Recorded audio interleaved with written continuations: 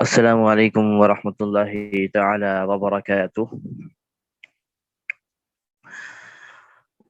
الحمد للہ وکفى والصلاة والسلام علی عباده الذین اصطفى،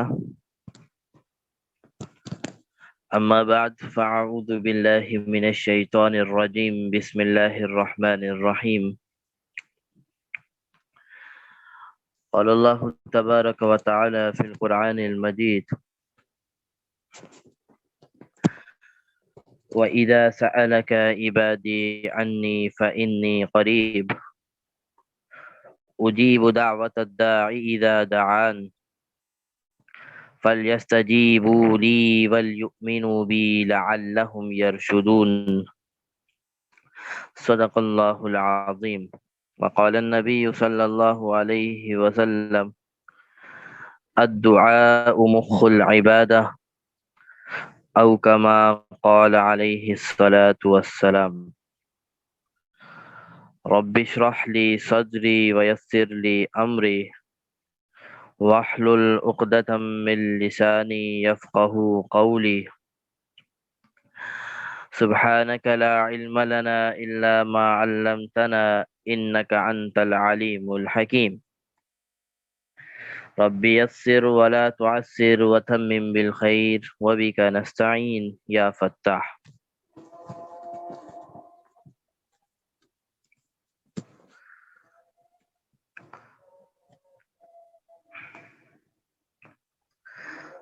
اللہ تبارک و تعالی کا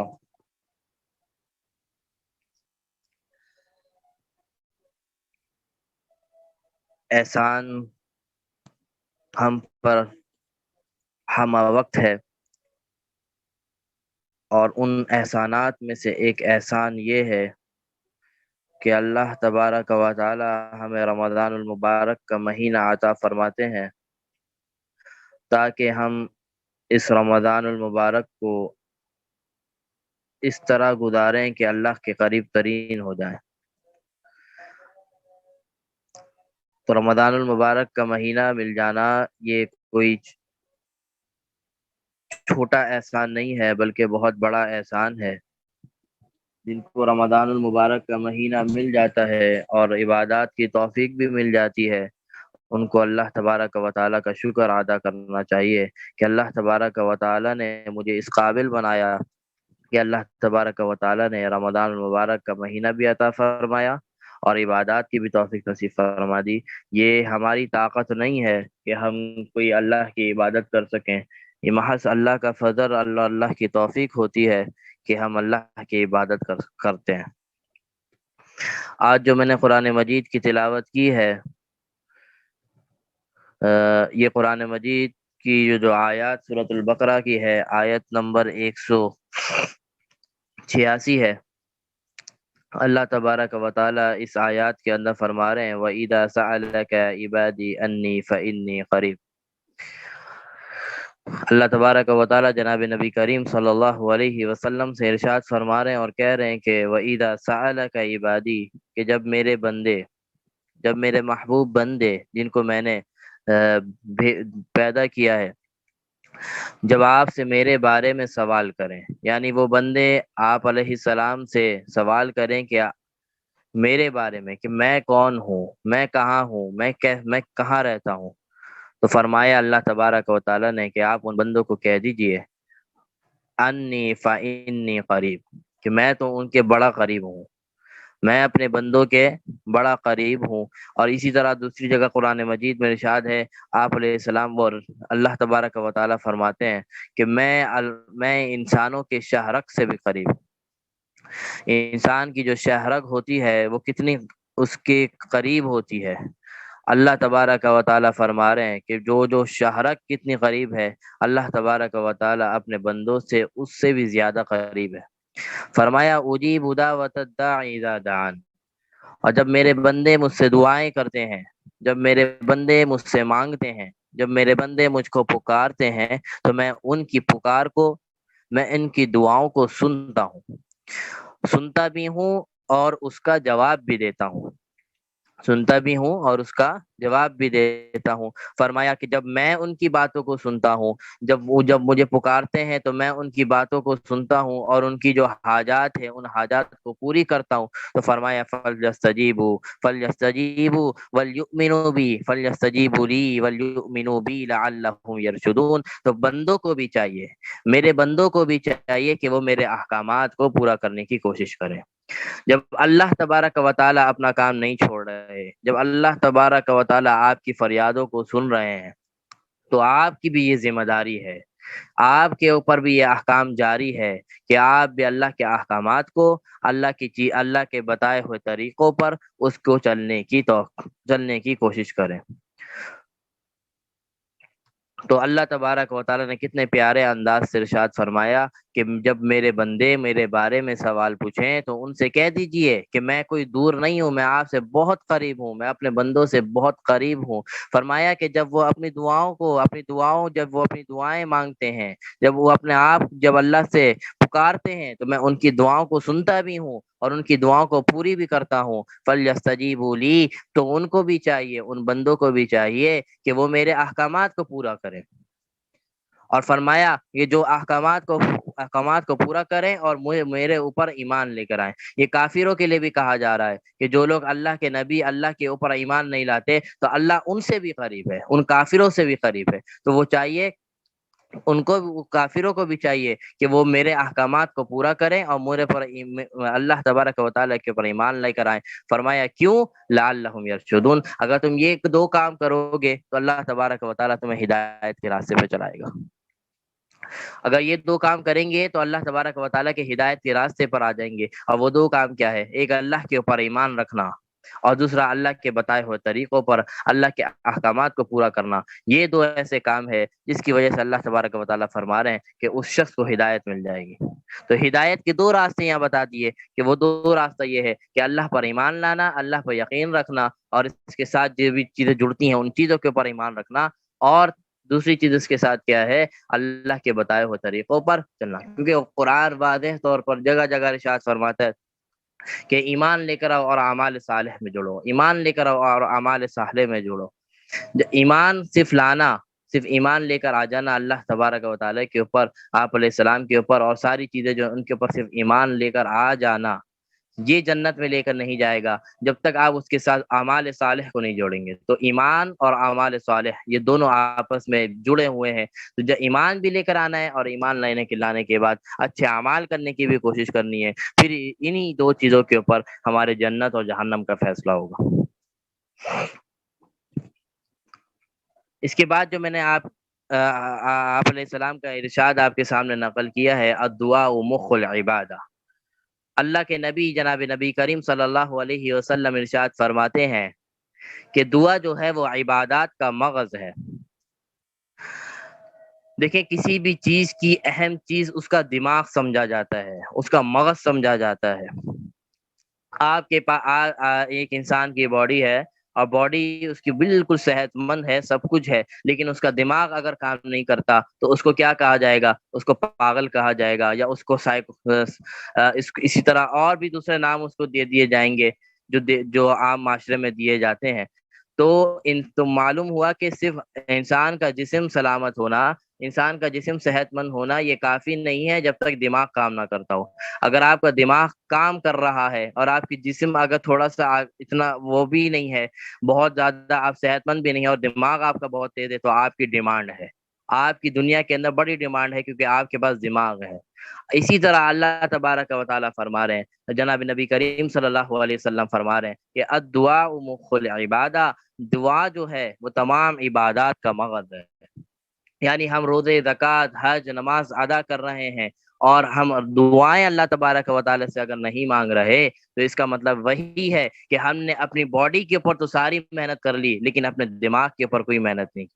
ہمارا دماغ وہ صحیح نہیں چل رہا۔ تو فرمایا کہ اللہ کے نزدیک عبادت تو ہے ہی اہم چیز، لیکن اس سے کہیں زیادہ اہم چیز کیا ہے؟ وہ دعا ہے۔ تو اپنے آپ کو عبادات کے ساتھ دعاؤں کا معمول بھی بنائیں، اپنے آپ کو اللہ کے سامنے گڑگڑانے والا ضرور بنائیں۔ اللہ کے نبی فرماتے ہیں کہ جب انسان دعا کرے تو اس طریقے سے دعا کرے، اس کا یقین ہو کہ جب میں دعا کر رہا ہوں تو اللہ تبارک و تعالیٰ میری دعاؤں کو سن رہا ہے،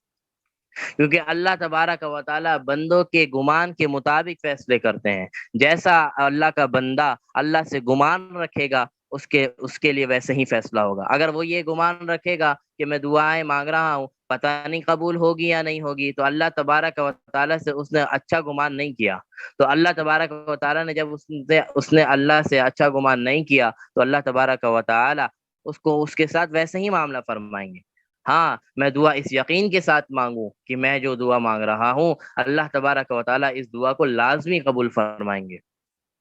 تو یہ جب اللہ تبارک و تعالیٰ سے گمان ہوگا تو اللہ تبارک و تعالیٰ ہماری دعا لازمی قبول فرمائیں گے، اور دعا کبھی بھی ریجیکٹ نہیں ہوتی، یہ بات یاد رکھیں۔ ہم دعائیں بہت ایک عرصے سے مانگ رہے ہوتے ہیں اور ہمیں نظر آ رہا ہوتا ہے کہ ہماری تو دعائیں قبول نہیں ہوتی، ایسا نہیں ہے۔ دعا کبھی بھی ریجیکٹ نہیں ہوتی اللہ کے بارگاہ الہی سے، اگر آپ نے سچے دل سے دعا مانگی ہو۔ دعا کے 3 اسٹیج احادیث میں آتے ہیں کہ تین تین اسٹیج ہیں دعا کے قبولیت کے۔ ایک اسٹیج تو یہ ہے کہ جیسے ہی آپ نے دعا مانگا اسی وقت اللہ تبارک و تعالیٰ نے پوری کر دی، اور آپ دیکھتے بھی ہوں گے ایسا کافی بار ہوتا ہوگا کہ ہم نے دعا مانگی اور فوراً ہی وہ دعا قبول ہوگی، ہمیں وہ چیز بالکل مل گئی۔ ایسا ہر کسی کے ساتھ، ہر زندگی کے ساتھ ہوتا ہے، ہر انسان۔ ایک اسٹیج تو یہ ہو گیا۔ دوسرا اسٹیج یہ ہوتا ہے آپ نے دعا مانگی لیکن اللہ تبارک و تعالیٰ ہمیں اپنے آپ سے اللہ تبارک و تعالیٰ بہتر جانتے ہیں، تو وہ آپ کے بارے میں سمجھتے ہیں کہ جو یہ چیز جو مانگ رہا ہے اس کو اس چیز کی اس وقت ضرورت ہے یا نہیں ہے۔ جیسے مثال کے طور پر میں آپ کو سمجھوں، میں ہر بات مثال سے اس لیے سمجھاتا ہوں تاکہ وہ بات سمجھ میں آ جائے، اور یہ سنت بھی ہے مثال کے ساتھ سمجھانا۔ آپ علیہ السلام بھی صحابہ کرام کو جب کوئی بات سمجھاتے تھے اس کو سامنے مثال ضرور رکھتے تھے تاکہ ان کے سامنے وہ بات بالکل واضح طور پر سمجھ میں آ جائے۔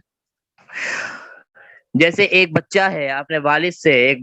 11 سال 12 سال یا اس سے چھوٹا 10 سال 5 سال کا بچہ ہے، اور اپنے والد صاحب سے ضد کر رہا ہے کہ مجھے موٹر سائیکل چاہیے چلانے کے لیے، موٹر سائیکل چاہیے، اور والد صاحب کے پاس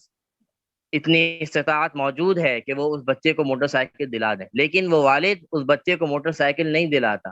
اس لیے نہیں دلا رہا کہ وہ اس بچے سے محبت نہیں کرتا، وہ اس لیے نہیں دلا رہا کہ وہ اس بچے پہ خرچ نہیں کرنا چاہتا، بلکہ اس لیے نہیں دلا رہا کہ اس کی عمر ابھی موٹر سائیکل والی نہیں ہے، ابھی اس کی عمر سائیکل چلانے کی ہے۔ اگر میں نے اس کے ہاتھ میں موٹر سائیکل اور بائک دے دی، کل کا ایکسیڈنٹ ہوگا، اس کا ہی نقصان ہوگا، اور جب اس کا نقصان ہوگا تو دراصل میرا نقصان ہے۔ تو یہی بات ہے، جب ہم اللہ سے مانگتے ہیں، ہم ایسی کوئی چیز مانگ رہے ہوتے ہیں، اللہ تبارک و تعالی ہم سے وہ اس چیز کو زیادہ جانتے ہیں کہ ہمیں ان چیزوں کی اس وقت ضرورت ہے یا نہیں ہے، تو اللہ تبارک و تعالی ان دعاؤں کو جب آپ مانگتے ہیں اللہ قبول تو فرما لیتا ہے لیکن اس کو پینڈنگ میں رکھتا ہے، اور جب اس کو ضرورت ہوتی ہے، جب اللہ تبارک و تعالی سمجھتے ہیں کہ ہاں اب اس کو اس چیز کی ضرورت ہے، تو اس وقت اس کو وہ چیز دے دی جاتی ہے۔ اس لیے کہا بھی جاتا ہے کہ وقت سے پہلے اور نصیب سے زیادہ کسی کو نہ ملا ہے نہ ملے گا۔ یہی بات ہے کہ جب انسان جب مانگتا ہے اللہ تبارک و تعالی وقت کو دیکھتے ہیں کہ اس وقت اس چیز کی اس کو ضرورت ہے یا نہیں ہے، اگر اسی وقت ضرورت ہوتی ہے تو عطا کر دیتے ہیں، اور دیکھتے ہیں کہ جب اس کو اس وقت اگر میں اس کو یہ چیز ابھی دے دوں گا تو یہ اور غلط کام میں پڑ جائے گا یا غلط معاملات میں پڑ جائے گا، اللہ ہم سے اپنے آپ کو زیادہ بہتر جانتے ہیں، تو اس دعا کو اللہ تبارک و تعالی پینڈنگ میں رکھ لیتے ہیں، اور وقت آنے پر اس دعا کو قبول کرتے ہیں۔ اور چنانچہ ایسا ہم دیکھتے ہیں کہ ایک دعا ہم نے 10 سال پہلے مانگی ہوئی ہوتی ہے، 10 سال بعد ہم دیکھ رہے ہوتے ہیں کہ وہ چیز ہمیں مل گئی۔ ہم نے 10 سال پہلے اللہ سے گاڑی مانگتے تھے کہ یا اللہ ہمیں گاڑی دے دے، لیکن اس وقت اللہ بہتر نہیں سمجھ رہے تھے اس کو گاڑی دینا، لیکن 10 سال بعد دیکھا تو اس کے پاس گاڑی ہے۔ تو یہ وہی دعا ہے جو اس نے 10 سال پہلے مانگی تھی۔ لیکن کوئی بھی انسان کوئی بھی چیز پیسوں سے نہیں خریدتا جب تک اللہ اس کے نصیب میں نہ ڈال دے، اللہ اس کے نصیب میں نہ لکھ دے۔ اگر اللہ نے اس کے نصیب میں لکھا ہوگا تو اگر اس کے پاس پیسے بھی نہ ہوں گے اللہ تعالیٰ کہیں غیب سے اس کے لیے انتظام کر دے گا۔ تو کبھی بھی انسان یہ ذہن میں رکھنا چاہیے کہ ہم پیسوں سے، ہم ان چیزوں سے کوئی چیز نہیں خرید سکتے جب تک اللہ نے آپ کے نصیب میں، آپ کی تقدیر میں وہ چیز نہ لکھی ہو۔ اور اسی طرح دعا کا تیسرا اسٹیج جو ہوتا ہے وہ یہ ہے، اور تیسرا اسٹیج کے بارے میں نبی علیہ السلام فرماتے ہیں، دعا کا تیسرا اسٹیج یہ ہے کہ اللہ تبارک و تعالی نہ تو اس وقت دعا قبول کرتے ہیں نہ بعد میں، یعنی اس وقت قبول تو کرتے ہیں اس وقت نہیں دیتے، ایٹ اے ٹائم نہیں دیتے، اور اسی طرح پینڈنگ والا جو دوسرا تھا وہ بھی نہیں ہوتا، اور کبھی کبھی ایسا ہوتا ہے کہ وہ اس نے جب دعا مانگی ہوتی ہے، وہ دعا مانگ رہا ہوتا ہے، اس دعا کو اللہ تبارک و تعالی آخرت کے لیے جمع کر لیتے ہیں، کل قیامت کے لیے جو اس کے لیے جمع کر لیتے ہیں۔ اور جب وہ انسان جب مرتا ہے، جب انسان چلا جائے گا اس دنیا سے، اور جب وہ حساب کتاب کے میدان میں ہوگا، اور جب دیکھے گا کہ میرے سامنے اتنے بڑی بڑی نیکیاں رکھی ہوئی ہیں، میرے میرے میرے اعمال کے اندر پہاڑ پہاڑ کے پہاڑ نیکیاں ہیں، وہ انسان حیران اور پریشان ہوگا کہ یہ کیسے ہو گیا، میں نے تو اتنی نیکیاں کی نہیں ہے، میں نے تو ان دنیا میں اتنی زیادہ نیکی نہیں کی، تو آج اتنے پہاڑ میری نیکیوں کے میرے نامہ اعمال کے اندر لکھے ہیں۔ اللہ تبارک و تعالی سے دریافت کرے گا، یا اللہ میں نے اتنی نیکیاں تو نہیں کی تھی، لیکن یہ اتنے اعمال میرے پاس کیسے آ گئے؟ اللہ تبارک و تعالی فرمائیں گے، اے میرے بندے، تمہیں یاد نہیں ہے، میں تمہیں یاد دلاتا ہوں، جب تم کہ دنیا کے اندر تم مجھ سے دعائیں مانگا کرتے تھے، بہت دعائیں کرتے تھے، لیکن اس وقت دعا قبول نہیں ہوئی، لیکن میں نے تمہارے اس دعا کو قبول کر لیا تھا، لیکن اس کو آج کے لیے محفوظ کر لیا تھا کہ کل جب تم حساب کتاب کے میدان میں آؤ گے تو اس دعا کی برکت سے دیکھو گے کہ تمہارے اعمال کے اندر کتنی نیکیاں موجود ہیں۔ تو جب وہ پھر اللہ تبارک و تعالیٰ فرما رہے، یہ جو تم نیکیاں دیکھ رہے ہو، ٹھیک ہے تم نے کوئی نیکیاں نہیں کی، لیکن یہ جو نیکیاں ہیں یہ تمہاری دعاؤں کے بدولت تمہیں ملی ہے۔ اللہ سے تم مانگتے تھے تو اللہ تبارک و تعالیٰ نے دنیا میں تو نہیں دیا، لیکن آج قیامت کے دن جو دے دیا، اور آج ہی اصل دن ہے۔ تو وہ شخص، جس شخص کو یہ بتایا جائے گا کہ تمہاری دعائیں جو رہ گئی تھیں وہ آج تمہارے پاس آ رہی ہیں اس انعامات کی صورت میں، تو وہ بندہ، وہ شخص اس وقت اللہ تبارک و تعالی سے یہ ایک تو شکر بھی ادا کرے گا، اور ایک حسرت بھی کرے گا کہ کاش میری دنیا کے اندر کوئی بھی دعا قبول نہ ہوتی، کاش میری دنیا کے اندر کوئی بھی دعا قبول نہ ہوتی، تاکہ وہ ساری دعاؤں کا اجر آج ملتا، اور آج میں جنت کے بالا خانوں کے اندر ہوتا۔ تو انسان کو چاہیے کہ اللہ سے دعائیں بہت مانگے۔ دیکھیں، ہم انسان بندوں سے مانگتا ہے، ایک دفعہ مانگے گا، دو دفعہ مانگے گا، تین دفعہ مانگے گا، آخر کار ایک بندہ آپ سے تنگ آ جائے گا، اور آپ کو کسی نہ کسی دن آپ کو جھڑک دے گا اور کہہ دے گا کہ تم روزانہ آ جاتے ہو مانگنے، بھائی میں تمہیں روزانہ دیتا ہوں، پھر دوبارہ آ جاتا ہوں۔ لیکن اللہ تبارک و تعالیٰ کی ذات اس سے بالکل برعکس ہے۔ فرمایا کہ جو شخص جس سے مانگتے ہیں میں ان کو اور دیتا ہوں، اور فرمایا جو انسان، جو بندے مجھ سے نہیں مانگتے میں ان سے ناراض ہوتا ہوں۔ بندہ مانگنے کے اوپر ناراض ہو رہا ہے، اور بندہ کا خدا نہ مانگنے کے اوپر ناراض ہو رہا ہے۔ تو اپنے آپ کو چاہیے کہ ہر وقت اپنے آپ کو دعاؤں میں اللہ کو یاد رکھیں، اپنے آپ کو اللہ سے مانگتے رہیں اپنے لیے، اور گڑ گڑا کر اور اللہ سے پکے اور سچے دل یکسوئی کے ساتھ مانگے۔ ایسا نہ ہو کہ صرف ہاتھ اٹھایا، اور ہاتھ اٹھانے کے بعد چند دعائیں جو رٹائی ہیں وہ پڑھی، اور اسی طرح اپنا ہاتھ چہرے کے اوپر پھیر دیا، دعا ہو گئی۔ نہیں، دعا کے لیے اہتمام ضروری ہے۔ ایک وقت متعین کرے کہ مجھے 5 منٹ، 10 منٹ، 20 منٹ، 15 منٹ دعا کے لیے متعین، میں نے اللہ سے گڑ گڑا کے مانگنا ہے، اور اس یقین کے ساتھ مانگے، اللہ تبارک و تعالیٰ دعا کو قبول فرمائیں گے۔ تو یہ دعا کے حوالے سے میں نے کچھ ابتدائی باتیں بتائی تھیں۔ کل روزوں کے مسائل کے حوالے سے بات چل رہی تھی، تو بہت ساری مسائل میں نے کل آپ کو بتا دیے تھے، ایک دو مسائل اور جو رہ گئے تھے جو مجھے بعد میں یاد آئے۔ اچھا، ایک چیز ایک اور کلیئر کر دوں، کل ایک مسئلہ بتایا تھا کفارے سے متعلق، بعد میں بھی مجھ سے ایک وہ مسئلہ پوچھا گیا، تو شاید میرے سمجھانے میں مسئلہ ہوا ہوگا یا آپ کے سمجھنے میں۔ دیکھیں، جو فدیہ ہے، فدیہ ہر روزے کے بدلے ایک فدیہ دینا پڑے گا، یعنی اگر آپ نے فدیہ کا مکمل تفصیل میں نے آپ کو بتا دی تھی، تو ہر روزے کے بدلے ایک فدیہ ہے، لیکن جو کفارہ دیا جائے گا، جب ہم کفارہ روزہ توڑنے کی صورت میں، جان بوجھ کی صورت میں جب کفارہ آتا ہے،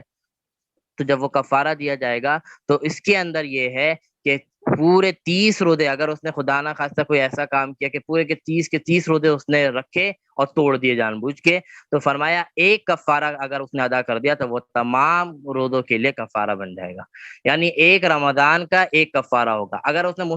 مختلف رمضانوں کے اندر یہ کام کیا ہے، پچھلے رمضان میں بھی یہ کام کیا تھا اور اس رمضان میں بھی اس نے یہ کام کیا ہے، تو پھر اس کا الگ الگ حساب ہوگا، تو الگ الگ سال کا حساب ہوگا۔ تو ایک رمضان کا ایک کفارہ ہوگا، بھلے اس نے ایک روزے کے ساتھ یہ کام کیا ہو، 2 روزے کے ساتھ کیا ہو، یا پورے کے پورے 30 روزے کے ساتھ کام کیا ہو، ایک کفارہ اگر وہ ادا کر دے، یعنی 2 مہینے لگاتار روزے رکھ لے، تو وہ تمام روزوں کی طرف سے وہ کفارہ بن جائے گا۔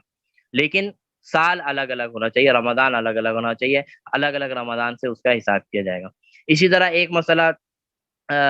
الٹی کے لیے، الٹی کے بارے میں نے نہیں بتایا تھا کہ روزے کے اندر اگر الٹی آ جاتی ہے تو اس سے بھی روزہ نہیں ٹوٹتا، بھلے وہ تھوڑی سی روتی الٹی آئے یا جب زیادہ الٹی آئے۔ اور ایک ہوتا ہے کہ انسان جان بوجھ کے حلق میں انگلی ڈال کے یا کوئی بھی کسی ایسی طریقے سے الٹی کرے، اور جب وہ جان بوجھ کے جب الٹی کرے گا اور جان بوجھ کے الٹی کرنے کے بعد پھر وہ الٹی اس کے حلق سے نیچے اتر گئی، اگر تھوڑا سے بھی اتر گئی تو پھر اس کا روزہ ٹوٹ جائے گا۔ البتہ اگر وہ الٹی جو جان بوجھ کے نہیں کرتی، وہ بلا قصد آ جاتی ہے، وہ تھوڑی ہو یا زیادہ ہو، تو اس صورت کے اندر روزہ نہیں ٹوٹے گا۔ تو یہ الٹی کا مسئلہ میں نے آپ کو بتا دیا۔ اسی طرح ایک مسئلہ اور بیان کیا جاتا ہے کہ روزے کے اندر ہلکا پھلکا سا کھانا پینا چکھ لینا، تو اس سے روزہ نہیں ٹوٹتا، لیکن اس کے اندر ایک شرط یہ ہے، وہ یہ ہے کہ وہ اس شخص کے لیے ہے کہ جس کا ماحول، جس کے گھر کا ماحول ٹھیک نہ ہو۔ یعنی ایک شخص ہے، ایک عورت ہے، وہ کھانا پکاتی ہے اور اس کے گھر کا ماحول اس طرح ہے، اس کے گھر والے تھوڑے سخت مزاج ہیں، اس کا شوہر یا اس کے سسر جو بھی ہیں، ایکس وائی زیڈ جو بھی اس کے گھر میں رہتے ہیں، تو ان کے گھر والے تھوڑے سخت مزاج ہیں، اگر نہ کھانے پینے میں نمک زیادہ ہو جاتا ہے یا مسالہ وغیرہ کم یا زیادہ ہو جاتا ہے، تو اس کی وجہ سے گھر کا ماحول خراب ہوتا ہے، پھر لوگ غصہ ہو جاتے ہیں، پھر ساری چیزیں ہو جاتی ہیں۔ یہ معاملہ ہوتا ہے اگر ایسا معاملہ ہے گھر پہ، تو ایسی عورت کے لیے اجازت ہے کہ وہ رمضان کے اندر جب وہ کھانا پینا بنا رہی ہے، اور کیونکہ روزہ ہے، وہ تو کھا کے تو چیک کر نہیں سکتی، تو گھر کا اگر ایسا ماحول ہو، اس کو ڈر ہو کہ اگر خدا نہ خواستہ کھانے پینے کے اندر نمک وغیرہ کا کوئی ایسا مسئلہ ہوگا تو گھر کا ماحول خراب ہوگا اور لڑائی جھگڑا شروع ہو جائے گا، تو اس لیے تو شریعت نے اس عورت کو اجازت دی ہے کہ وہ ہلکا سا کھانا جو بھی پکا رہی ہے، ہلکا سا انگلی پہ رکھے اور زبان پہ رکھے چکھ لے، اتنا رکھ لے، اتنا چکھے کہ جس سے اس سے مسالہ اور نمک وغیرہ اس کو پتہ چل جائے، اور اس کے بعد پھر اس کو تھوک دے، تو اتنی اس کی اجازت ہے، اس سے روزے کے اوپر کوئی فرق نہیں پڑے گا۔ اس کے لیے شرط میں نے بتا دی، وہ یہ شرط ہونا، اگر ایسا گھر کا ایسا کوئی ماحول نہیں ہے، پرامن ماحول ہے، اچھے لوگ رہتے ہیں، کہ اگر کوئی آگے پیچھے اگر ایسا بھی ہو جاتا تو کوئی اتنا بڑا مسئلہ نہیں ہوتا، تو پھر اس صورت کے اندر آپ کو یہ کرنے کی اجازت نہیں ہے۔ اسی طرح روزے کے اندر سر کے اندر تیل لگانے کا مسئلہ تو بتا دیا تھا۔ اسی طرح روزے کے اندر اگر کسی جسم کے کسی بھی حصے سے خون وغیرہ نکل جائے تو اس سے بھی روزہ نہیں ٹوٹتا۔ اسی طرح اگر مسوڑے وغیرہ سے بھی خون نکل جاتا ہے بعض اوقات، تو اس سے بھی روزہ نہیں ٹوٹتا، اگر اس وقت کے خون آپ کا حلق سے نیچے نہ اتر جائے۔ تو اگر مسوڑے وغیرہ سے خون نکل رہا ہے، منہ کے اندر سے خون نکل رہا ہے، تو کوشش کریں کہ اس کو کلی کر کے باہر اس کو نکال دیں، اس کو حلق کے نیچے نہ جانا دیں۔ کبھی کبھی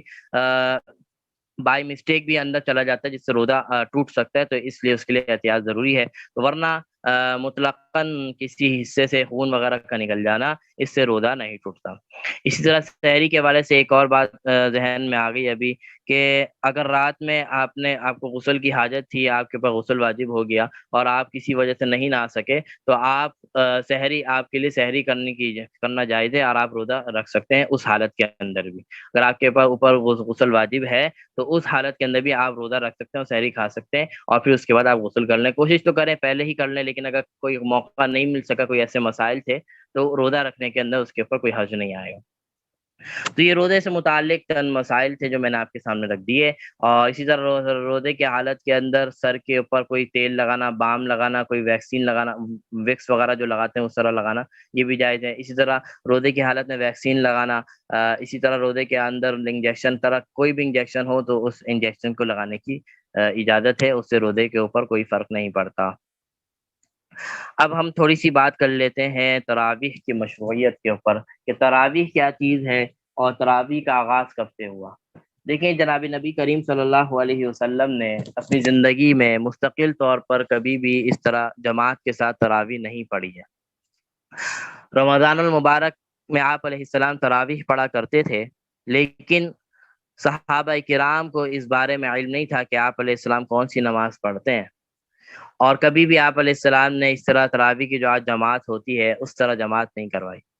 ایک دن کیا ہوا کہ آپ علیہ السلام کا گھر، کیونکہ اس وقت کے گھر آپ کو پتہ ہے کس طرح ہوتے تھے، جھگیوں کے مانند ہوتے تھے، اس طرح ہوتے تھے، تو ایک دن آپ علیہ السلام رات کے اوقات میں کیا کہتے ہیں وہ نماز پڑھ رہے تھے، تو آپ کا جو سر مبارک ہے وہ گھر سے اوپر تھا، کیونکہ گھر کی دیوار چھوٹی تھی، تو آپ کا سر مبارک جو ہے باہر والوں کو نظر آ رہا۔ تو صحابہ کرام نے دیکھا کہ اللہ کے نبی نماز پڑھ رہے ہیں، تو صحابہ کرام نے کیا کیا، ان کے پیچھے آئے اور ان کے پیچھے آ کے انہوں نے نیت مان لی، اور وہ نماز پڑھتے رہے۔ اسی طرح دوسرے دن بھی یہی ہوا، آپ علیہ السلام دوسرے دن بھی آپ علیہ السلام جب اس طرح نماز پڑھ رہے تھے،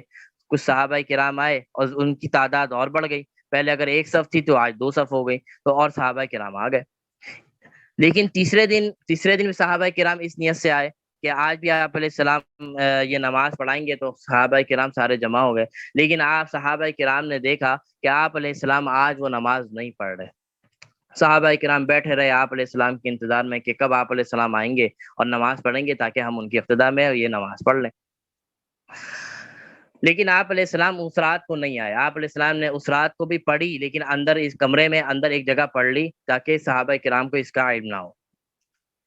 صبح سحری کا وقت ہو گیا، فجر تک کا وقت ہو گیا، اور وہ صحابہ کرام اسی انتظار میں بیٹھے رہے کہ کب آپ علیہ السلام آئیں گے اور ہم ان کے پیچھے نماز پڑھیں گے۔ آپ علیہ السلام جب سحری کے وقت باہر نکلے، باہر تشریف لائے اور صحابہ کرام کو دیکھا کہ وہ بالکل شام سے رات سے بیٹھے ہوئے ہیں، اور ارشاد فرمایا، پھر آپ علیہ السلام نے صحابہ کرام کو دیکھ کے فرمایا کہ میں چاہتا تو تھا کہ میں آج بھی آ جاؤں تم لوگوں کو یہ نماز پڑھانے، لیکن مجھے اس بات کا ڈر تھا۔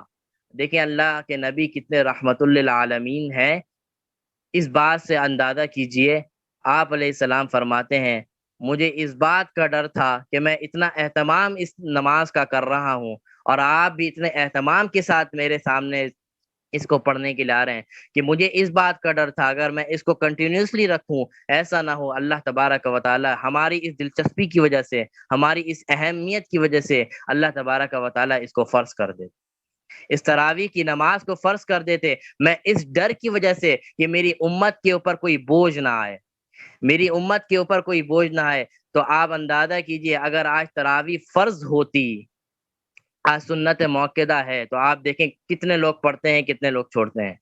اور کل کو یہ اگر نماز اگر اللہ تبارک و تعالی اس نماز کو فرض کر دیتے، واجب کر دیتے، تو سب کو پڑھنی ہوتی،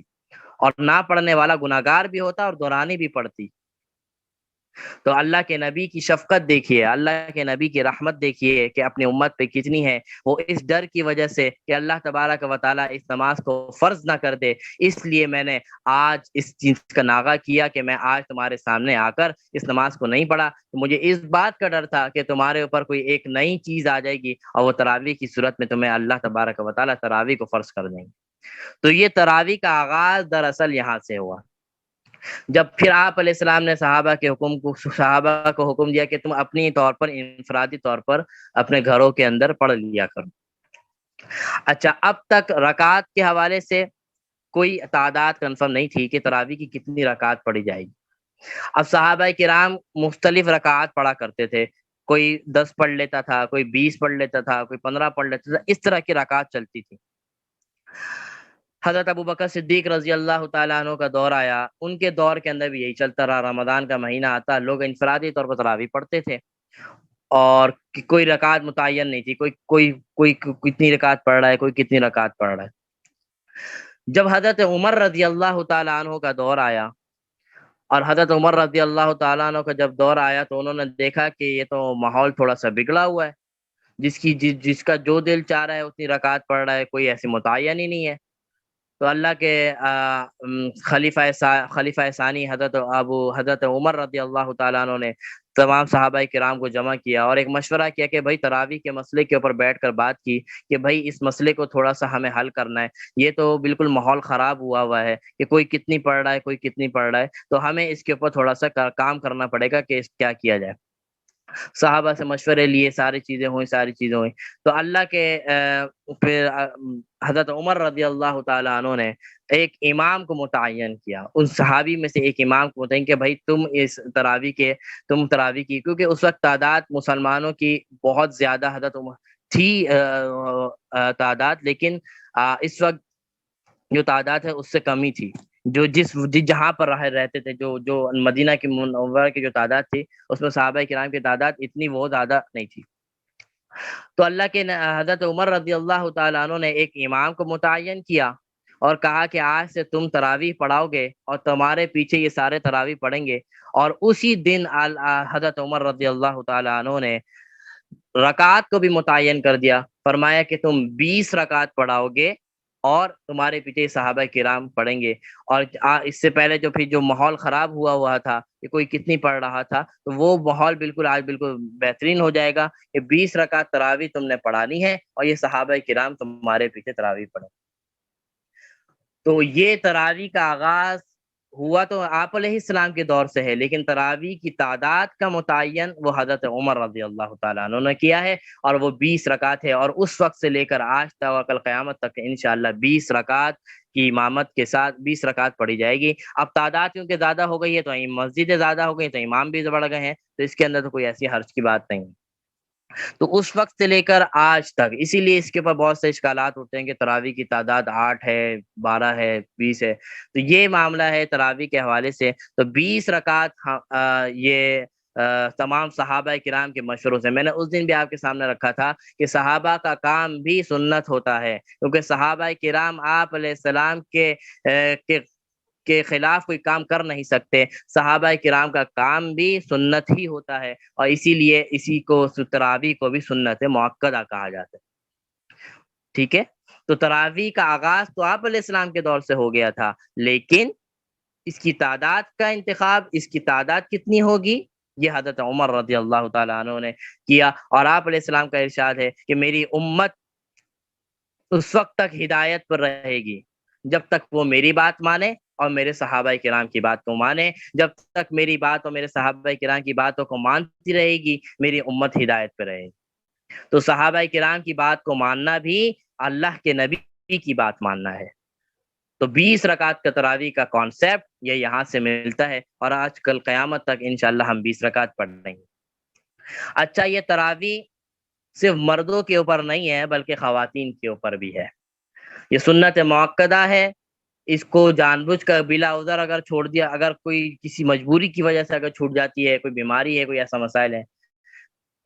تو اس پر انشاءاللہ گناہ نہیں ملے گا۔ لیکن اگر آپ نے مستقل جان بوجھ کر تراویح چھوڑ رہے ہیں، خاص طور پر میں خواتین سے مخاطب ہوں، مرد حضرات تو کسی دور پہ بھی مسجد میں پڑھ لیتے ہیں، لیکن خواتین کو اس بات کا پتہ بھی نہیں ہے کہ ہمارے اوپر بھی تراویح ہے یا نہیں۔ ان کے سامنے جب یہ بات کی جاتی ہے کہ تراویح آپ کے اوپر ہے، تراویح آپ نے پڑھنی ہے، تو وہ حیرت میں آ جاتی ہیں کہ تراویح ہمیں بھی پڑھنی ہے۔ جی بالکل، جس طرح مردوں کے اوپر تراویح سنت مؤکدہ ہے، اسی طرح خواتین کے اوپر بھی تراویح سنت مؤکدہ ہے۔ مردوں کے لیے تو یہ ہے کہ وہ مسجد کے اندر چلے جائیں اور تراویح کی امامت ہو رہی ہے نا، تراویح کے اندر شامل ہو، اور اگر چھوٹ بھی جائے تراویح امامت کے ساتھ نہیں پڑھ سکے تو گھر میں پڑھیں، کیونکہ تراویح پڑھنا ہے۔ لیکن عورتوں کے لیے یہ ہے کہ کیونکہ عورتوں کے لیے بہترین جگہ گھر ہے، اور آپ علیہ السلام نے ارشاد فرمایا کہ عورت کے لیے گھر کے اندر نماز پڑھنا میری مسجد نبوی کے اندر نماز پڑھنے سے بہتر ہے۔ تو عورتوں کو چاہیے کہ وہ اپنے گھروں کے اندر اپنے گھروں کو آباد کریں، اپنے گھروں کے اندر تراویح کا ماحول بنائیں، اور اگر کہیں آس پاس میں کہیں تراویح کا انتظام بھی اگر خواتین کے لیے ہو، تو اگر وہاں پہ اس طرح کا ماحول خراب کرنا ہو، کیونکہ آج کل دیکھیں ہمارے علماء اس وقت مساجد میں جانے کے لیے عورتوں کے لیے کوئی اس لیے منع کرتے ہیں کہ دیکھیں میں اپنی ایک ذاتی رائے بتاؤں کہ اپنی ایک جو میں نے اپنا تجربہ دیکھا وہ یہ ہے کہ میں نے کئی بار ایسا دیکھا ہے کہ خواتین جب مسجد کی، کیونکہ خواتین کی عادت ہوتی ہے سجنے سنورنے کی، یہ ان کی فطرت ہے اور اللہ نے ان کو حکم بھی دیا ہے، لیکن وہ الگ بات ہے کہ وہ مردوں کن کو لیے دیا ہے، وہ محرم کے لیے دیا ہے، غیر محرموں کے لیے نہیں دیا۔ لیکن میں نے کئی بار دیکھا کہ بہت سی خواتین مسجد بھی جا رہی ہوتی ہیں تو اس طرح سج اور دھج کے جا رہی ہوتی ہیں جیسے کوئی شادیوں میں جا رہی ہیں۔ اس لیے علماء ان چیزوں کو دیکھتے ہوئے کہ خدا نہ خواستہ یہ کام تو اچھا کرنے جا رہی ہیں، ایسا نہ ہو کہ اس کے نتیجے میں کوئی برا کام ہو جائے، تو آپ علماء اس لیے کہتے ہیں، اور آپ علیہ السلام کا ارشاد بھی یہی ہے، آپ علیہ السلام کے ارشاد کی روشنی میں یہ بات کہتے ہیں، اپنی طرف سے نہیں، ان کے ارشاد کی روشنی میں یہ بات کہتے ہیں کہ خواتین کو چاہیے کہ نمازیں اپنے گھر میں پڑھیں۔ اور اس کے اوپر ایک اشکال اٹھایا جاتا ہے کہ بھائی خواتین کو حکم تو دیا جا رہا ہے نماز کا، لیکن بازاروں میں تو جا رہی ہیں، ان کے اوپر تو کوئی روک ٹوک نہیں ہے۔ نہیں، علماء ان کے اوپر بھی روک ٹوک کرتے ہیں کہ جب آپ کے پاس مرد حضرات موجود ہیں تو آپ کو چاہیے کہ اپنے مردوں کو کہیں کہ میرے لیے شاپنگ کر لیں، اور اگر آپ بھی اگر جا رہی ہیں تو آپ بالکل پردے کے ساتھ، آپ حجاب کے ساتھ جائیں۔ یہ تو علماء کب سے کہتے ہوئے آ رہے ہیں، تو اس کے اوپر ہم یہ نہیں کہہ سکتے کہ ہم نے بازار جانے کی اجازت دی ہوئی ہے اور مساجد جانے سے روک رہے، نہیں، ہم اس کے لیے بھی اجازت نہیں دیتے، اس کے لیے بھی اجازت نہیں دیتے۔ وجہ یہ ہے کہ ایسا نہ ہو کہ کوئی ماحول جو معاشرہ کس طرح خراب ہو رہا ہے، اگر آپ حجاب کے ساتھ، حقوق کے ساتھ، اللہ کے حدود کے ساتھ جا رہی ہیں تو انشاءاللہ آپ جائیں۔ اسی لیے تراویح کے ساتھ بھی اگر آپ کے آس پاس کوئی انتظام ہے اور اس طرح کا کوئی ڈر نہیں ہے، کوئی فتنہ فساد کا کوئی ڈر نہیں ہے، تو اگر آپ جانا چاہ رہی ہیں تو آپ کسی کے آپ چلی جائیں، تراویح پڑھ لیں، کوئی ایسے مسئلے کی بات نہیں ہے۔ لیکن فرائض کو لازمی پڑھیں، ایسا نہ ہو کہ تراویح کے لیے تو آپ آگے آگے ہیں لیکن فرائض کے اندر پیچھے پیچھے ہیں۔ فرائض کو ادا کرنا پہلے ضروری ہے۔ لیکن بہتر طریقہ یہ ہے کہ خواتین جو ہیں اپنے گھروں کے اندر نماز پڑھیں، تراویح کی نماز گھروں کے اندر پڑھیں، اور جو حافظہ ہیں خواتین ان کے لیے تو بہت اچھا موقع ہے، کیونکہ قرآن کو پکا کرنے کا ایک بہت بہترین راستہ ہے تراویح۔ تو جو تراویح جو حافظہ ہیں وہ اپنا قرآن تراویح کی نماز میں پڑھیں، اور اپنے قرآن کو ایک سپارہ کی بنیاد آپ رکھ لیں کہ ایک سپارہ آج روزانہ پڑھنا ہے، 1.5 سپارہ پڑھنا ہے اپنے حساب سے، اور تراویح کے اندر ان قرآن کو پڑھیں، اور اس سے آپ کی تراویح بھی ہو جائے گی اور آپ کا قرآن بھی پکا ہو جائے گا۔ اور وہ خواتین جو حافظہ نہیں ہے وہ بھی چاہیے کہ دو دو کر کے نماز پڑھیں، جو بھی آپ کو صورتیں یاد ہیں، جس طرح آپ فرض نمازیں سنت نمازیں پڑھتی ہیں اسی طرح تراویح کی نماز بھی پڑھی جائے گی، 2 2 رکعت پڑھا جائے گا، اور ہر 4 رکعت کے بعد تھوڑا سا اسٹے کریں اور اس وقت اللہ کا ذکر کریں۔ اس موقع پر ایک تراویح کی ایک تسبیح مشہور ہے جو پڑھی جاتی ہے، وہ تسبیح بھی پڑھی جا سکتی ہے، وہ دعا بھی پڑھی جا سکتی ہے، لیکن اس سے بہتر افضل عمل یہ ہے کہ اس وقت درود شریف پڑھا جائے، 1 مرتبہ 2 مرتبہ درود شریف پڑھیں ہر 4 رکعت کے بعد، پھر اس کے بعد آپ دوبارہ تراویح پڑھیں، تو 20 رکعت اس طرح تراویح پڑھیں، پھر اس کے بعد آپ نے وتر کی نماز پڑھیں۔ وتر کی نماز جو ہے آپ تراویح کے بعد پڑھیں۔ اگر آپ تراویح پڑھ رہی ہیں، پڑھنا ہے آپ کو، اگر بلا عذر چھوڑیں گی تو آپ کے اوپر، اگر بلا عذر چھوڑا جائے گا تو آپ کو گناہ ملے گا۔ تو تراویح کی بھلے آپ چھوٹی چھوٹی صورتوں کے ساتھ پڑھیں لیکن تراویح کا اہتمام کریں، 20 رکعت تراویح پڑھیں، اور اگر ایسی ہمت ہو کبھی تھکان ہو رہی ہو، بالکل بھی ہمت نہیں ہو رہی ہو، تو 20 نہیں تو کم از کم کچھ تو پڑھ لیں، 10 پڑھ لیں، 12 پڑھ لیں، کچھ تو پڑھ لیں، ایسا نہ ہو کہ بالکل مستقل طور پر تراویح چھوڑ دیں، کچھ نہ کچھ تو پڑھ لیں۔ اور اسی طرح اگر ایسا ہی کوئی معاملہ ہے کہ بالکل بھی 2 رکعت پڑھنے کی ہمت بھی نہیں ہے، تو پھر اللہ تعالیٰ نے اجازت بھی دی کہ آپ چھوڑ سکتے ہیں، کیونکہ فرض نہیں ہے، سنت موقع ہے۔ ایسا نہ ہو کہ آپ کے تراویح کی وجہ سے آپ کے روزے ختم میں پڑ جائیں، آپ نے تراویح پڑھی، آپ اتنی تھک گئی کہ آپ سے روزے بھی نہیں رکھے جا رہے، کیونکہ روزہ فرض ہے، تراویح سنت موقع ہے۔ تو اگر کس طرح اگر کوئی ایسی تھکان ہے، ہلکی پھلکی تھکان کی بات نہیں ہو رہی، وہ تو رمضان کے اندر تو یہ مہینہ ہی مشقت اٹھانے کا ہے، جتنا آپ مشقت اٹھائیں گے اتنا آپ کو اجر ملے گا۔ لیکن اگر ایسی کوئی حالت ہے کہ بالکل حالت خراب ہوئی ہوئی ہے، آپ نہیں پڑھ سکتی، تو پھر جتنا ہو سکے آپ پڑھیں، اور مستقل بھی اگر آپ چھوڑ رہی ہیں تو انشاءاللہ آپ کو گناہ نہیں ملے گا، وہ اس صورت میں کہ کسی مجبوری کی وجہ سے آپ چھوڑ رہی ہیں۔ تو یہ تراویح کے حوالے سے میں نے آپ کے سامنے بات رکھی ہے کہ مردوں کو بھی پڑھنا ہے اور خواتین کو بھی پڑھنا ہے۔ اب آ جاتے ہیں نوافل کے اوپر۔ دیکھیں نوافل کی بڑی اہمیت ہے۔ ہمیں سنتوں کے ساتھ ہم فرض نماز پڑھتے ہیں، سنتیں پڑھتے ہیں، تو نوافل کا بھی اہتمام ہو۔ سب سے پہلی بات کہ جو ہم نمازیں پڑھتے ہیں، نمازوں کی جو نفلیں ہیں، خاص طور پر رمضانوں کے، ویسے تو ہم عام سالوں میں نہیں پڑھ رہے ہوتے، ہم سنت اور فرض کے اوپر ہی کام چلا رہے ہوتے ہیں، فرض پڑھ لیا، سنت پڑھ لیا، اور اسی طرح وتر کی نماز پڑھ لی، اسی پہ ہمارا پورا سال گزر رہا ہوتا ہے، نوافل کی توفیق نہیں مل رہی ہوتی۔ لیکن رمضان کا مہینہ کیونکہ اتنا اہم مہینہ ہے، اللہ کے نبی فرماتے ہیں رمضان کے اندر اگر کوئی شخص نفل نماز پڑھتا ہے تو رمضان کے اندر اس کو اس نفل کا نماز فرض نماز کے برابر ملتا ہے، ثواب ملتا ہے، یعنی ایسا اس نے جیسے اس نے فرض نماز پڑھی ہو اتنا ثواب ملتا ہے نفل پڑھنے کے اوپر۔ اور فرض نماز کا ثواب 70 فرض سے زیادہ ملتا ہے، یعنی جیسے ایک فرض اس نے ادا کی تو گویا اتنا ثواب ملے گا جیسے اس نے 70 فرائض ادا کیے، تو نفل کا ثواب رمضان کے اندر فرض کے برابر ہو جاتا ہے۔ تو ہمیں چاہیے کہ رمضان کے اندر خصوصی طور پر نوافل کا اہتمام کریں، خاص طور پر جو 5 نمازیں ہیں، 5 نمازوں کی جو نوافل ہیں ان کو بھی پڑھیں، مکمل نماز پڑھنے، مکمل رکعات پڑھنے کی کوشش کریں۔ اگر فجر کی تو 4 رکعت پڑھنی ہی ہے، سنت ہے اور فرض ہے، اسی طرح ظہر کی 12 کی 12 رکعت پڑھنے کی کوشش کریں، عصر کی 8 کی 8 رکعت پڑھنے کی کوشش کریں، مغرب کی 7 کی 7 رکعت پوری پڑھنے کی کوشش کریں، اسی طرح عشاء کی جو نماز ہے 17 کی 17 رکعت پوری پڑھنے کی کوشش کریں، اس نیت سے پڑھیں کہ میں نفل پڑھ رہی ہوں تو مجھے فرض کا ثواب مل رہا ہے، تو رمضان کے اندر ان نوافل کا اہتمام ہو۔ اس کے علاوہ اور بھی بہت سے نوافل ہیں جو مشہور ہیں جو پڑھے جاتے ہیں، اس میں سے ایک نفل جو سب سے افضل ترین نفل وہ تہجد کی نماز ہے۔ اللہ کے قریب ترین کرنے والے، اللہ کے قریب ترین ہونے کے لیے سب سے شارٹ کٹ راستہ تہجد ہے۔ تہجد کے ذریعے ہم اللہ سے بہت زیادہ قریب ہو سکتے ہیں، تو ان تہجد کی نمازوں کا معمول ہو۔ تہجد کے فضائل آپ کو کیا نہیں پتا، آپ کو تو سب جانتے ہیں تہجد کے کیا فضائل ہیں۔ اس سے بڑا کیا فضیلت ہوگی کہ اللہ تک، اللہ کا اکابر فرماتے ہیں کہ کسی بھی شخص کو میں نے اللہ والا نہیں دیکھا اس وقت تک کہ وہ تہجد کا پابند نہ ہو۔ تو اللہ والا بننے کے لیے، اللہ کے قریب ہونے کے لیے تہجد کی پابندی ضروری ہے۔ تو اپنے آپ کو رمضان المبارک کے اندر تہجد کا عادی بنائیں، اور رمضان المبارک کے اندر تہجد پڑھنا بہت آسان ہے، بہت آسان ہے۔ آپ نے سحری کے لیے اٹھنا ہی ہے، سحری کے لیے جب اٹھ رہے ہیں 2 رکعت 4 رکعت پڑھ لیں، سحری کر لیں۔ خواتین ہیں، آپ نے سحری بنانی ہے، ایسا تو ہو نہیں سکتا سحری آپ نے بنانی ہے، آپ 5 منٹ پہلے اٹھ جائیں، 2 رکعت 4 رکعت پڑھ لیں، پھر سحری کے لیے چلے جائیں۔ تو رمضان کے اندر تہجد پڑھنا یہ بہت آسان ہے، اور بہت آسانی سے آپ یہ تہجد کی فضیلت حاصل کر سکتی ہیں۔ تہجد کے بارے میں ایک سوال یہ پوچھا جاتا ہے کہ تہجد کے لیے سونا ضروری ہے یا نہیں؟ تو سونا کوئی ضروری نہیں ہے۔ اگر آپ ساری رات جاگ کے ہی گزار رہی ہیں تو آپ کو چاہیے کہ وہ سحری سے پہلے چند رکعت پڑھ لیں تہجد کی نیت سے، تو آپ کو وہ ثواب مل جائے گا۔ البتہ سونا افضل ضرور ہے، یعنی اگر آپ تھوڑا رات کو سو جاتی ہیں، 10 منٹ 5 منٹ سو جاتی ہیں، 10 منٹ 5 منٹ تو نہیں،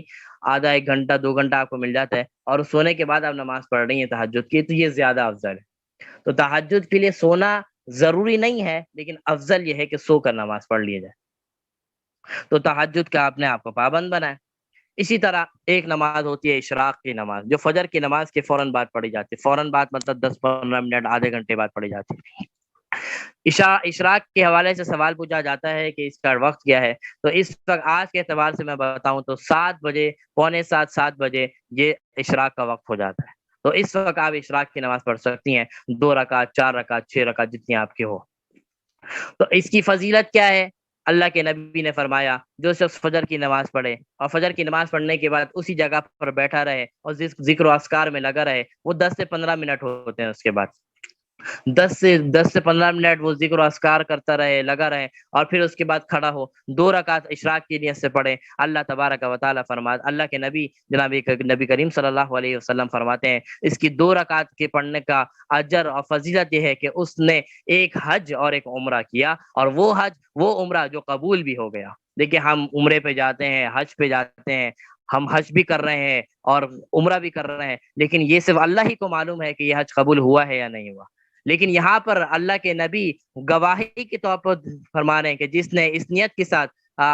2 رکعت اشراق کی پڑھی، اللہ کے نبی فرما رہے ہیں اس کو ثواب ملے گا ایسے حج کا، ایسے عمرے کا کہ وہ اللہ کے بارگاہ الہی کے اندر قبول ہو گیا۔ تو کتنی بڑی فضیلت ہے۔ اور اسی طرح اس کے بعد 2 رکعت پڑھے، اور اس کے بعد دوبارہ 2 رکعت پڑھے، یعنی 4 رکعت پڑھے، تو 4 رکعت کے بارے میں اللہ کے نبی نے فرمایا اگر اس کے گناہ سمندر کے جھاگ کے برابر بھی ہوں گے، اللہ تبارک و تعالیٰ اس کی وجہ سے وہ تمام گناہوں کو دھو دیں گے۔ تو یہ ایک بات اس کے اندر یاد رکھیں، یہ جو فضیلت گناہوں کے نوافل کے اوپر جو ہم اس کے اوپر فضیلتیں سنتے ہیں کہ اتنے گناہ ہمارے معاف ہو جائیں گے، ہمارے دھل جائیں گے، تو اس کے اندر یہ ذہن میں ہو کہ وہ گناہ ہوتے ہیں جو چھوٹے گناہوں سے تعلق رکھتے ہیں، جو صغیرہ گناہ ہوتے ہیں۔ کبھی کبیرہ گناہ جو ہوتے ہیں، بڑے گناہ جو ہوتے ہیں، وہ بغیر توبہ کے معاف نہیں ہوتے۔ جو چھوٹے چھوٹے گناہ ہوتے ہیں وہ نوافل کے ذریعے اور ان فرائض کے ذریعے اللہ تبارک و تعالیٰ معاف فرماتے رہتے ہیں۔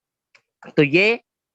میں نے اشراق کی رکعات کے بارے میں، فضیلت کے بارے میں بتا دیا، اور وقت بھی بتا دیا۔ پونے 7 7 بجے آپ کے پاس یہ پڑھنے، اگر آپ کو صبح سونے کا یہ روٹین ہے تو 10 منٹ اور جاگ لیں، اور یہ رکعت آپ کو یہ اتنی بڑی فضیلت مل جائے گی۔ 2 رکعت 4 رکعت پڑھیں، اس کے بعد آپ چلے جائیں، سونے چلے جائیں، 7 7 بجے آپ سو جائیں جا کے۔ اسی طرح ایک نماز ہوتی ہے چاشت کی نماز۔ چاشت کی نماز بھی تقریباً 10 سوا 10 پونے 10 کے درمیان یہ چاشت کا وقت ہو جاتا ہے آج کل۔ تو 10 بجے تک آپ چاشت کی نماز پڑھ لیں۔ چاشت کی فضیلت بھی بالکل وہی ہے کہ جیسے اشراق کی فضیلت ہے کہ اس کے اگر گناہ سمندر کے جھاگ کے برابر بھی ہوں گے، اللہ تبارک و تعالیٰ اس کے اس گناہ کو معاف فرما دیں گے۔ اسی طرح ایک نماز ہوتی ہے اوابین کی نماز، جو مغرب کی نماز کے فوراً بعد پڑھا جاتا ہے، اور اوابین کی کم از کم 6 رکعتیں ہیں۔ دوسری نمازوں کی تو آپ کم از کم 2 رکعت بھی پڑھ سکتے ہیں، لیکن اوابین کی کم از کم 6 رکعتیں ہیں۔ جب آپ نے مغرب کی نماز پڑھ لی، مغرب کی نماز پڑھنے کے بعد آپ نے سنت پڑھ لی، تو اب سنت پڑھنے کے بعد آپ 6 رکعت پڑھیں۔ اگر مغرب کی 2 رکعت نفل بھی پڑھ رہی ہیں تو وہ ایکسٹرا ہو جائے گا، لیکن اگر آپ وہ نہیں پڑھ رہی تو اس کے بعد آپ 6 رکعت اوابین کی نیت سے پڑھیں۔ آواز کٹ رہی ہے، چلیں اتنی تو آ رہی ہوگی کہ کچھ نہ کچھ سمجھ میں آ رہا ہوگا۔ تو 6 رکعت اوابین کی نیت سے آپ نے پڑھنی ہے مغرب کی نماز سے فارغ ہو کر۔ جب مغرب کی نماز آپ نے پڑھ لی اور آپ نے سنتیں پڑھ لی، اور اب آپ نے کیا کرنا ہے، اوابین کی نیت سے آپ نے 6 رکعت پڑھنی ہے۔ جب 6 رکعت پڑھیں گی تو اللہ کے نبی فرماتے ہیں،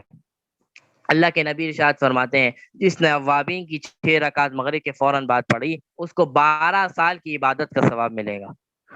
جی ٹھیک ہے، مجھے سمجھ میں آ گیا، آواز کلیئر ہے، جزاک اللہ۔ تو اللہ کے نبی ارشاد فرماتے ہیں کہ جس نے اوابین کی نماز پڑھی، اللہ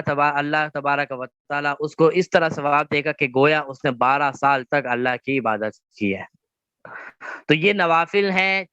تھوڑی سی مشقت اٹھانی پڑے گی، تھوڑی بہت مشقت، زیادہ نہیں ہوتی، تھوڑی بہت مشقت اگر اٹھا لیں، تھوڑی بہت محنت کر لیں، آپ کو اتنے بڑے بڑے فضائل آپ کو مل جائیں گے۔ اور یہ صرف رمضان کے خاص ساتھ نہیں ہے، رمضان کے علاوہ بھی نوافل کا معمول رکھے ہیں، اور خصوصاً رمضان کے اندر تو یہ آپ کو اچھا موقع ملا ہے، یہ سوچ کے پڑھیں کہ نفل تو پڑھ رہی ہوں، ثواب مجھے فرض کے برابر مل رہا ہے، تو یہ اس کا بالکل معمول بنائے۔ تراویح کی مشروعیت کے اوپر بات کر دی، تراویح کا اگر نوافل کی اہمیت نہیں بھی ہو رہی تو کم از کم تراویح کا اہتمام ہو، کیونکہ تراویح جو ہے وہ نفل نہیں بلکہ سنت مؤکدہ ہے، خواتین خاص طور پر اس کا اہتمام کریں۔ اسی طرح نوافل کا اہتمام کریں، جو فرض نماز ہیں ان کے نوافل ہیں ان کو بھی پڑھیں، اور اس کے علاوہ جو دیگر نوافل ہیں وہ پڑھیں، اور اس کے علاوہ بھی آپ کو جتنے نوافل پورے دن آپ کے پاس ہیں، جتنے آپ نوافل پڑھیں آپ کو ثواب ملے گا، فرض کے برابر آپ کو ثواب ملتا رہے گا۔ یہ تو وہ مخصوص نوافل تھے جو میں نے آپ کے سامنے رکھے ہیں۔ اب روزہ اور اس کے میڈیکل سائنس کے فوائد دیکھیں، وقت پورا ہو گیا ہے، میں ایک چھوٹی سی بات کریں، اس موضوع کو میں انشاءاللہ کل رکھوں گا، بس تھوڑی سی بات اس کے اوپر کروں کہ دیکھیں روزہ رکھنا اللہ کے نبی کا ارشاد، اللہ کا ارشاد ہے، فرض ہے، لیکن بہت سے ایسی چیزیں ہیں اللہ تبارک و تعالیٰ نے ہمیں دی، اس کے میڈیکل سائنس کے طور پر بھی اس کے بڑے فوائد ہیں۔ اللہ کے نبی نے 1400 سال پہلے ارشاد فرما دیا تھا، سومو تصیحو، کہ روزہ رکھا کرو اس کے اندر صحت ہے، لیکن ہمیں یقین نہیں آیا۔ اللہ کے نبی نے ارشاد فرمایا سومو تصیحو، کہ روزہ رکھو اس کے اندر صحت ہے، ہمیں سمجھ میں نہیں آیا، لیکن جب آج کے ڈاکٹروں نے، آج کے سائنس دانوں نے، لوگوں نے جب روزے کے اوپر ریسرچ کیا اور بتایا کہ روزے کے یہ 13 فوائد لکھے، میں انشاءاللہ اس کے اوپر بات کروں گا، جس انسان کے میڈیکل سائنس کے اعتبار سے روزے کے 13 فوائد لکھے ہیں، جو بڑے بڑے اسپیشلسٹ جن کو اس ریسرچ کے اوپر نوبل پرائز ملا ہے، میں اس کے اوپر تفصیلاً کل بات کروں گا۔ اسی ریسرچ کے انہوں نے روزے کے اوپر تحقیق کی، روزے کے اوپر ریسرچ کی کہ اللہ نے جب مسلمانوں کو جو 1 مہینے کے روزے کے رکھنے کا حکم دیا ہے فرض کا، اس کے فوائد کیا ہیں۔ تو اس ریسرچر نے اس کے اوپر جب تحقیق کی اور اس کے اوپر مقالہ لکھا، اس کے اوپر پی ایچ ڈی کی، تو اس پی ایچ ڈی کے اوپر اس کو نوبل پرائز ملا ہے، اور اس کے اندر اس نے روزے رکھنے کے 13 فوائد بتائیں کہ انسان کو 13 فائدے ہوتے ہیں دنیاوی طور پر، اخروی طور پر تو فائدے ہی فائدے ہیں، روزہ کا بدلہ تو اللہ ہے، لیکن دنیاوی طور پر اس شخص نے انسان کی صحت کے حوالے سے 13 فائدے لکھے ہیں۔ اس کے اوپر میں انشاءاللہ کل آپ کے سامنے رکھوں گا بات۔ تو اللہ تبارک و تعالیٰ سے دعا ہے، اللہ تبارک و تعالیٰ ہم نے جو پڑھا جو سیکھا اس پر ہمیں عمل کرنے والا اور ایک دوسرے تک بھی اس پیغام کو پہنچانے والا بنائے۔ تو اس کے حوالے سے اگر آپ کے پاس کوئی سوالات ہوں تو آپ سوالات کر سکتے ہیں آج کے موضوع کے حوالے سے، یا اس کے علاوہ بھی کوئی آپ کے پاس روزے کے مسائل کے حوالے سے کوئی بھی سوال ہو تو آپ پوچھ لیں۔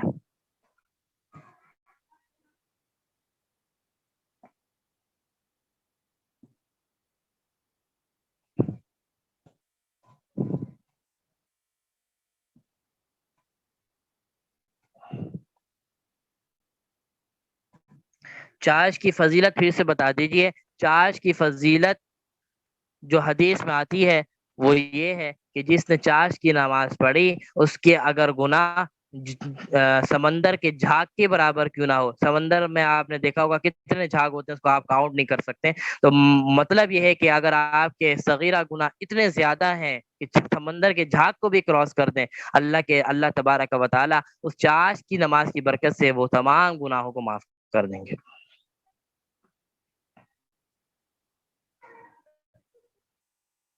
جی اور کوئی سوال؟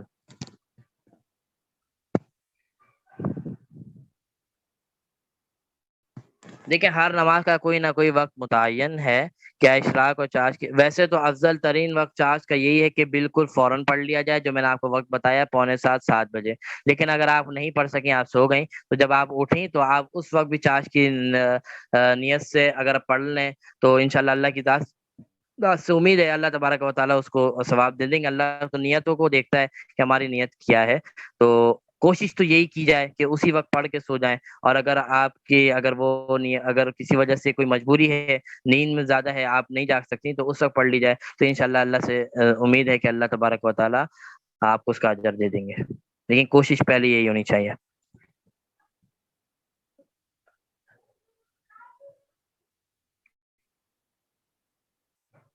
اس تراویح کے حوالے سے میں نے آپ کو بتا دیا.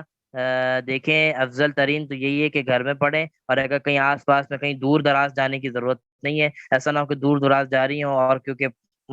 ماحول بھی اس طرح کا وہ نہیں ہے، اور ساری چیزیں ہیں اور بہت ساری خرابیاں ہیں نا ماحول کے اندر. پھر آج کل تو اسنیچنگ وغیرہ بھی بہت ساری بڑھی ہے، رمضان کے اندر بھی اور ساری چیزیں ہوتی ہیں، تو احتیاط کریں گھر سے باہر نکلنے میں. اور افضل ترین بھی یہی ہے کہ انسان گھر کے اندر پڑھے. لیکن اگر قریب میں کوئی تراویح کا انتظام ہے، پردے کے ساتھ انتظام ہے، اس طرح کا انتظام ہے، تو ہم ان کو روکتے نہیں ہیں. چلی جائیں، اللہ تعالیٰ کی امید ہے کہ آپ کو اللہ تعالیٰ ثواب دیں گے. لیکن پہلا ہمارا یہ ترجیح ہونی چاہیے کہ ہم گھر کو آباد کریں تراویح کے ذریعے. ہمارے گھر کے اندر بھی نمازیں ہونی چاہیے، اور نمازوں کو ہم گھر کے اندر اس کا اہتمام کریں. بہرحال اگر آپ جا بھی رہی ہیں پردے کے ساتھ اور اس طرح جا رہی ہیں تو انشاءاللہ اجازت ہوگی. ہاں میں نے اس کے حوالے سے بتایا، اگر طبیعت کسی کی خراب ہے تو 8 رکعت دیکھیں، کسی رکعت کو مخصوص نہ کریں. اگر آپ 8 رکعت کو مخصوص کر دیں گی تو یہ پتہ چلے گا کہ تراویح کی نماز 8 رکعت ہے، اور یہ غلط کانسیپٹ ہے. ایسا نہیں ہے. اس تراویح کے اوپر میں نے آپ کو پوری ڈیٹیل میں تفصیل بتا دیا. تو کسی رکعت کو مخصوص نہ کریں. اگر آپ کی ہمت نہیں ہو رہی ہے تو آپ کبھی 8 پڑھ لیں، کبھی 10 پڑھ لیں، کبھی 12 پڑھ لیں، کبھی 4 پڑھ لیں، کبھی 2 بھی پڑھ لیں. یہ کر لیں، مخصوص کوئی یہ رکعت نہ کریں.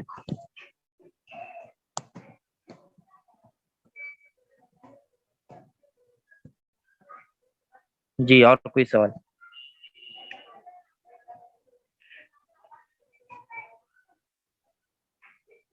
2 رکعت جو سنت موقعہ ہے وہ تراویح کے باہر ہے. یعنی آپ نے 4 رکعت فرض پڑھی اور 2 رکعت سنت موقعہ پڑھی، پھر اس کے بعد آپ تراویح کی نماز پڑھ لیں گی، پھر اس کے بعد وطر کی نماز آپ پڑھیں گی. تو یہ جو 2 رکعت ہے یہ تراویح کے اندر شامل نہیں ہے، بلکہ یہ عشاء کی نماز کا حصہ ہے.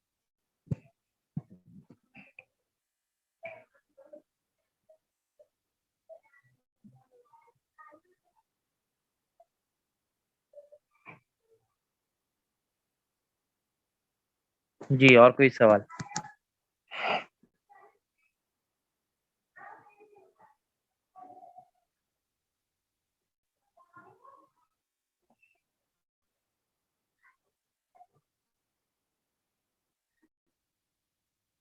چلے جی، میرا خیال ہے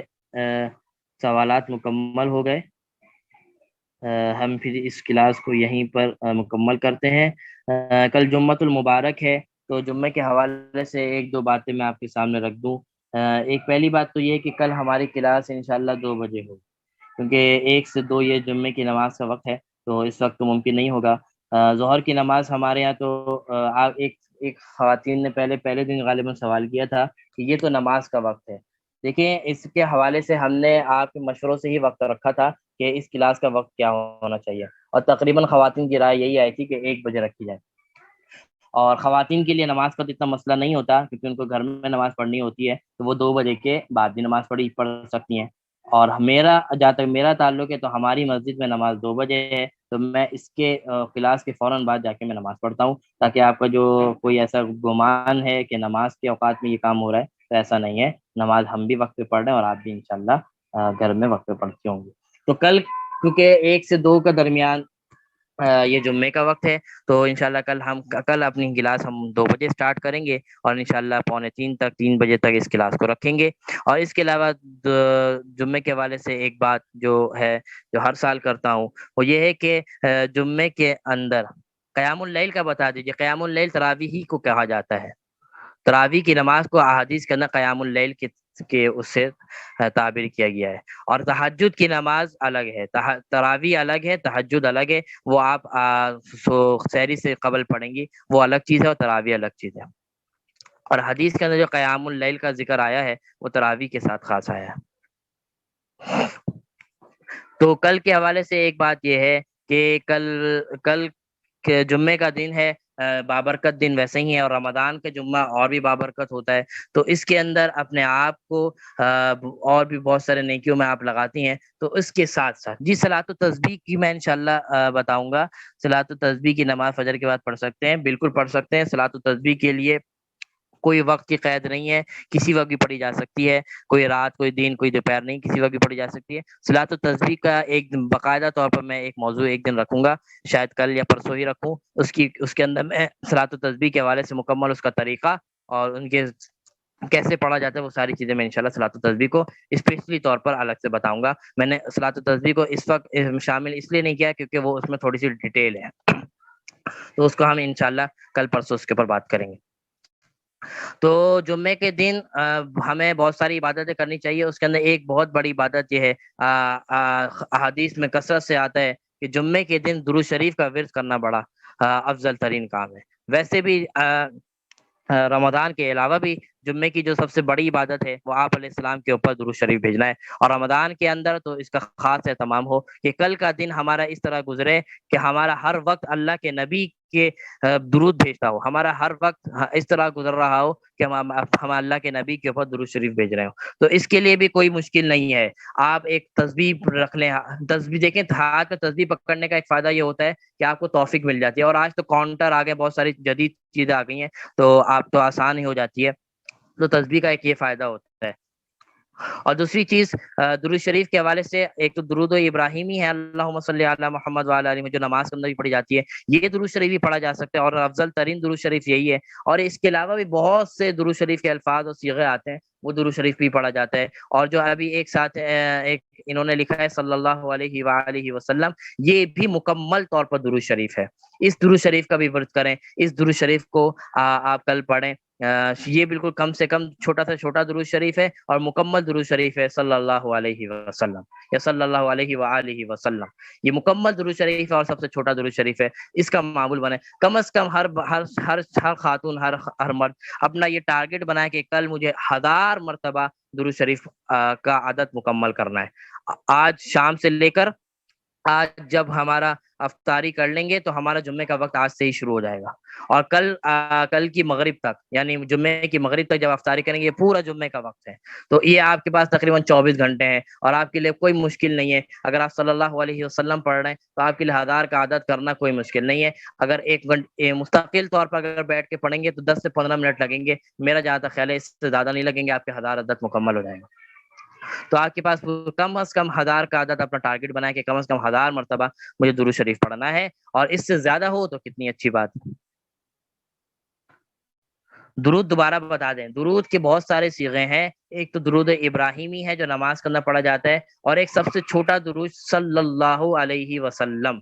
صلی اللہ علیہ وسلم، یہ مکمل درود شریف ہے، اس کو بھی آپ پڑھا جا سکتا ہے۔ اس کو اگر آپ کے پاس وقت نہیں ہے تو اس چھوٹے درود شریف کو 1000 مرتبہ یا 1000 سے زیادہ مرتبہ پڑھنے کی عادت بنائیں۔ تو یہ انشاءاللہ اس کے اوپر ہم اس کے اوپر تھوڑا سا کل اس کے اوپر میں سوال بھی کروں گا کہ کس نے کتنا مرتبہ پڑھا، تاکہ اس سے جب ایک دوسرے کو، جب یہ اس میں دکھلاوا نہیں ہوتا، جب کلاس میں اگر یہ ساری چیزیں پوچھی جاتی ہیں تو اس سے دکھلاوا نہیں ہوگا کہ آپ یہ سوچیں کہ میں بتا دوں گی تو یہ دکھلاوا ہوگا، نہیں، اس سے انسان کو اور شوق بڑھتا ہے کہ بھائی اس نے 1000 مرتبہ پڑھا، تو اگلا جمعہ جب آئے گا میں 2000 مرتبہ پڑھنے کی کوشش کروں گی،